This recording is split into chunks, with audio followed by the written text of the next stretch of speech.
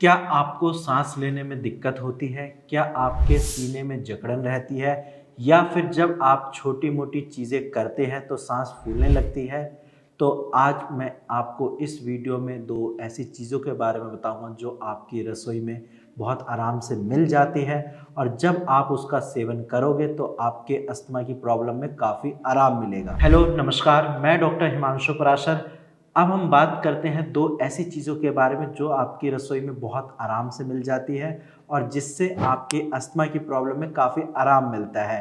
क्योंकि ये चीज़ मैंने अपने ओपीडी पेशेंट को भी बताई है और आप यकीन मानिए उनकी अस्थमा की प्रॉब्लम 60 से 70% तक कम हो चुकी है।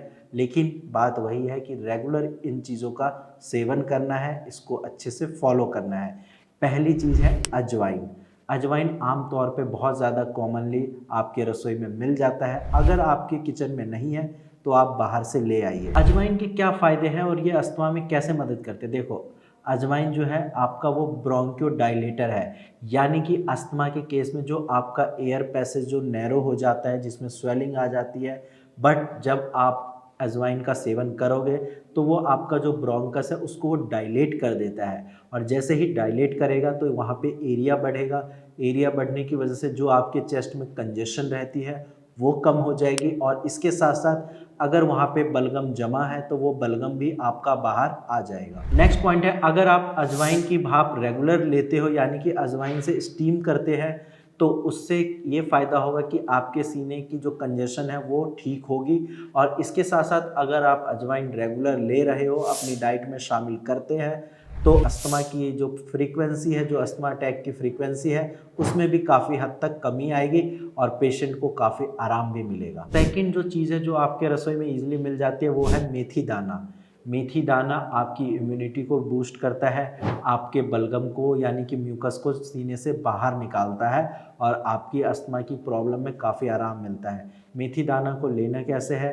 तो आप रात में 1 कप गर्म पानी में मेथी दानों को भिगो दीजिए और सुबह उसका सेवन करिए। रेगुलर आप इसका सेवन कर सकते हैं और अगर आपको ये कड़वे लग रहे हैं तो आप उसमें शहद मिलाकर फिर उस पानी को पी सकते हैं। उससे ये फ़ायदा होगा कि सीने में जो भी कंजेशन है, आपके जो भी बलगम जमा हुआ है वो बाहर आने लगेगा और वैसे भी अभी विंटर का टाइम आने वाला है तो ऑटोमेटिकली अस्थमा की प्रॉब्लम पेशेंट की बढ़ने वाली है।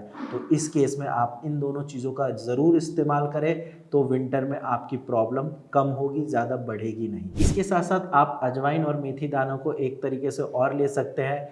आप इनका एक काम करिए, 1 चम्मच अजवाइन लीजिए, 1 चम्मच मेथी दाना लीजिए और उसको 1 ग्लास गर्म पानी में अच्छे से उबालिए और फिर उसको अच्छे से छान कर किसी चीज़ में दोनों को अलग कर लीजिए और जो पानी है उस पानी को आप रेगुलर पी सकते हैं।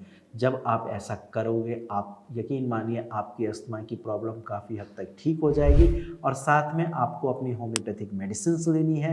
इन सारी चीज़ों का अगर आप रेगुलर यूज़ करोगे बिल्कुल रिकवरी हो जाएगी, बट कुछ चीज़ों का ध्यान रखना है, जैसे कि ऐसी चीज़ों को अवॉइड करना है जो आपके ट्रिगर फैक्टर है, यानी कि जिनकी वजह से आपकी प्रॉब्लम बढ़ती है। जैसे कि अगर किसी चीज़ से एलर्जी है उस चीज़ को अवॉइड करिए, यानी पॉलिन ग्रेन्स या फिर डस्ट, स्मोक। इसके साथ साथ किसी को स्ट्रॉन्ग स्मेल से जैसे कि परफ्यूम की स्मेल से दिक्कत होती है, इन चीज़ों को अवॉइड करना है। प्लस साथ में आपको ये ध्यान रखना है कि आपके आसपास ज़्यादा पॉल्यूशन ना रहे, पॉल्यूशन से बिल्कुल खुद को बचाना है। अगर घर से बाहर निकलते भी हैं तो मास्क पहन कर निकलिए।